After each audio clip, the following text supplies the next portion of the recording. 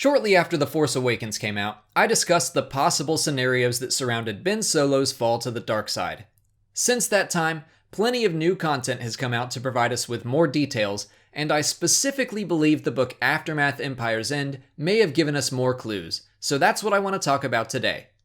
First, let's go over what we know for sure, and most of this information comes from the book Bloodline. It takes place about 6 years before the events of The Force Awakens, and at that time, as far as Leia knows, Ben is training with his uncle Luke and the other Padawans, if Luke still calls them that. The knowledge that Darth Vader was Leia's true father is made public, which is understandably a massive political scandal. Leia regrets not telling Ben the truth before he could find out this way, and she fears what his reaction will be. Even if Ben was an all-around good kid at the time, I expect that sort of revelation would cause a lot of self-doubt and confusion.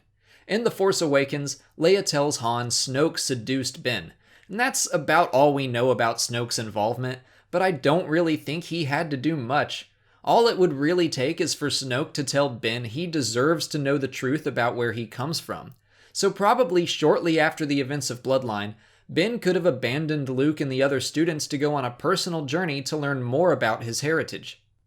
In the short story Perfect Weapon, Bazine Natal is hired by a mysterious figure to recover a package that was once owned by a retired stormtrooper. The only other thing we know about that stormtrooper is that he served at the Battle of Endor. The Force Awakens Visual Dictionary says that Vader's mask was scavenged from his funeral pyre, so I think Bazine was stealing Vader's mask for Ben Solo. Okay, that's cool and all, but what does it have to do with Kylo Ren's fall?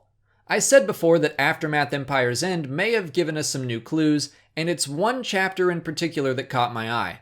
It's all about the Acolytes of the Beyond, who a lot of people, including myself, think were the precursors to the Knights of Ren. The chapter is about one girl who's starting to have doubts about her part in the group. She isn't sure she belongs there, she doesn't want to hurt people, and she wants to get out. That is until their leader, former Imperial advisor Yup Tashu, gives her the mask of Viceroy Exim Panshard, a mask of meteoric metal that supposedly contained the screams of 100 innocents slaughtered for the Viceroy's pleasure. Tashu goes on to say that masks have power, and that this mask specifically has gathered the darkness of the living force.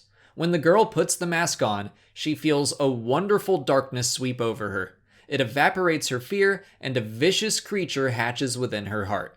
She then leads an attack she was at first terrified to even be a part of.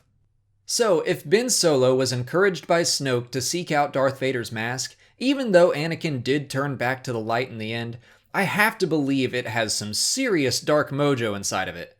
I don't think Ben put the mask on or anything, but there are plenty of Legends examples of just being around Sith or dark side relics causing some serious corruption. The Dark Holocron used by Exar Kun, the Myrrh Talisman, Ulic Qel-Droma's Sith Amulet, the One Ring. Oh, that's the wrong franchise. But I don't think it's a stretch at all that touching or even being around Vader's mask could be bad news for someone as powerful in the Force as Ben. It's very possible he could have received a vision similar to Rey's when she touched Anakin's lightsaber. From there, I would think it would be very easy for Snoke to finish turning the young man, using the anger he surely felt at being lied to by his family. Then Ben Solo would return to his old Jedi peers, this time wearing a mask of his own. I expect we'll learn more about Kylo's fall in The Last Jedi or Episode 9, but in the meantime, what do you think? Do you have any thoughts of your own? What do you think of this possibility? Let me know in the comments. If you haven't already, please like this video, subscribe to the channel, follow me on Twitter, Instagram, and Facebook, and consider checking out my Patreon page. As always, thanks for watching, and may the Force be with you.